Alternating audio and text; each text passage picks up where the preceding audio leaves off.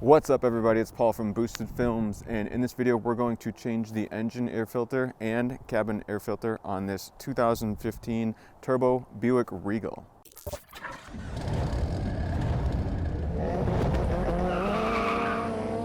So first off, here are a few tools you'll need. You need the screwdriver for both jobs, either way, the flathead screwdriver.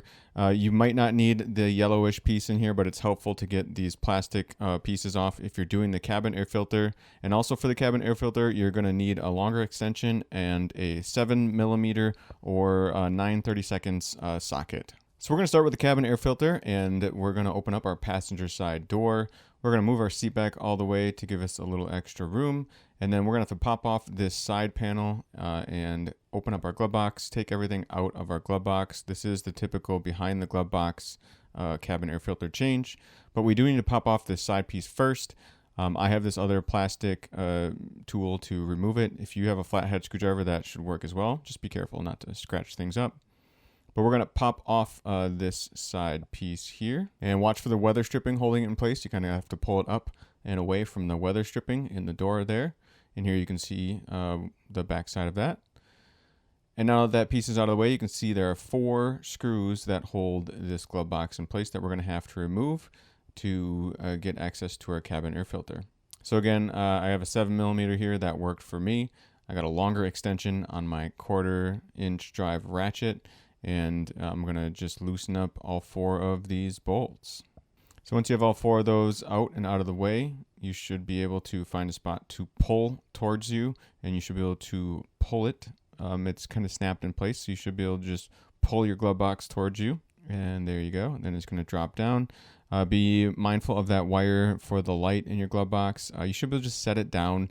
You will be able to get your cabin air filter out with that wire plugged in. You could go through the effort of removing it if you want to, but you shouldn't have to. So here's the cabin air filter cover here. There's 3 different spots where it kind of holds in place. So these outside ones we kind of need to bend away or outward. And this top one you need to just kind of pry up, and then this cover should fold down. So here we utilize a screwdriver again to kind of pry up on this top piece.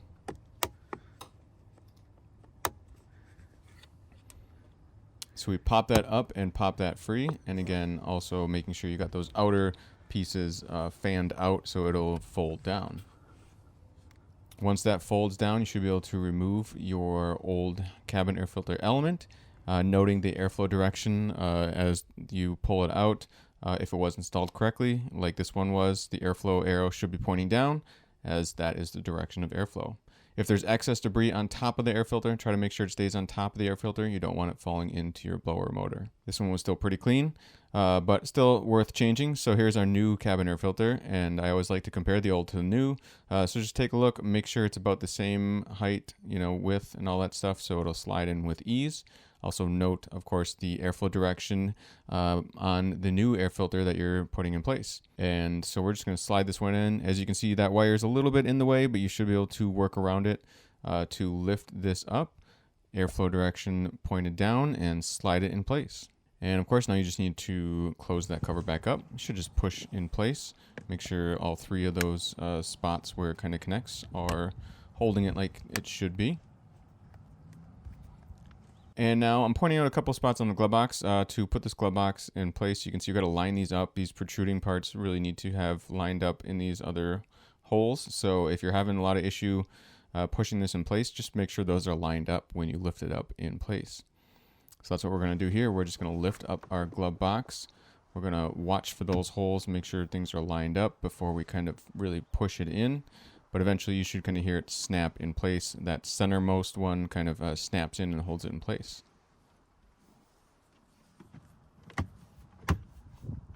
But just for good measure, I'm going to hold it up a little bit with my hand here and then start a screw right away since it's lined up. So we're going to put this screw back in place, and we're not going to tighten it up just yet. I like to get all of them started a little bit before I tighten them all the way up. That way we know everything's lined up like it should be. So we got one started, and we're going to go start all the other bolts as well. And once you got them all started, just tighten them up. And there you go. Your glove box should open and close like it did before. And you should be pretty much set to go. We just got to reinstall that side piece, of course. And to reinstall that side trim, we're just going to get that weather stripping back the way it was. So we got to get that weather stripping kind of in front of this plastic piece. So you can utilize a screwdriver again, or if you have a tool like I do here, just try to get that weather stripping in front of that plastic side piece. And once you got that mostly in place, you should be able to line it up and then just push it in and it should snap in place. And there you go. You're all set. You just successfully changed the cabin air filter on your car. Next, we're going to move on to the engine air filter. And to do that, we're going to start on the driver's side of the car, open up our driver's side door, and then we're going to pull the hood latch release. So we're going to pull that lever to release our hood.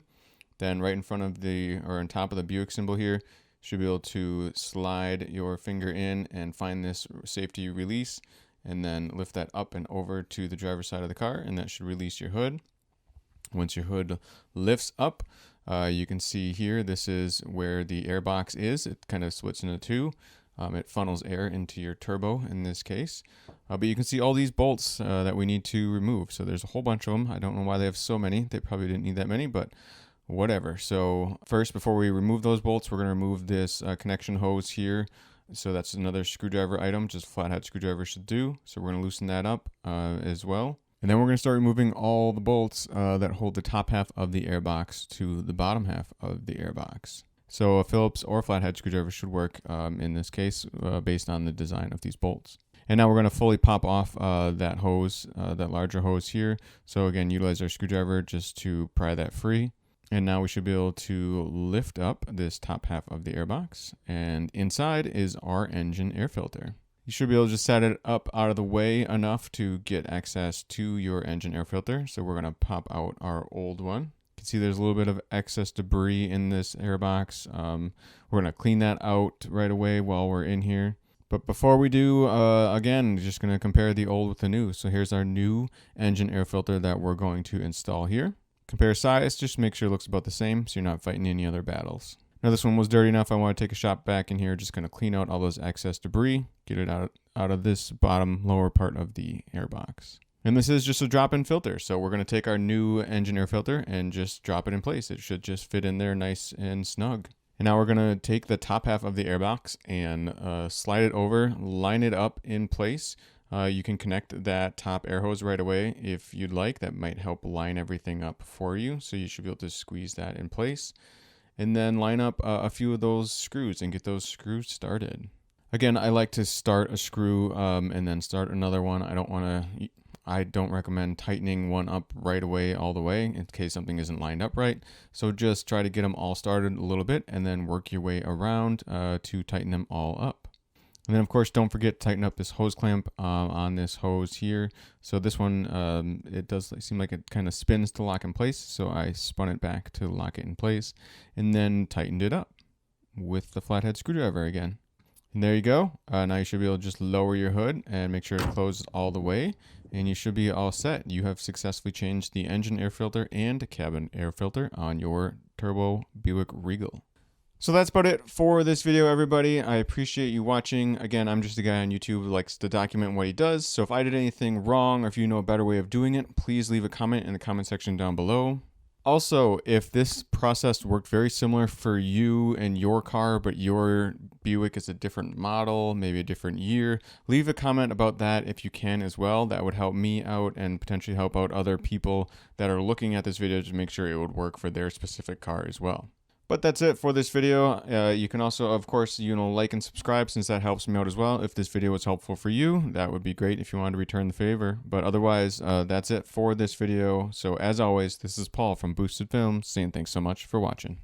I just want to say that domestic violence is never okay. If you or someone you know is experiencing issues with a partner and doesn't feel safe, please visit the website thehotline.org or call 1-800-799-SAFE.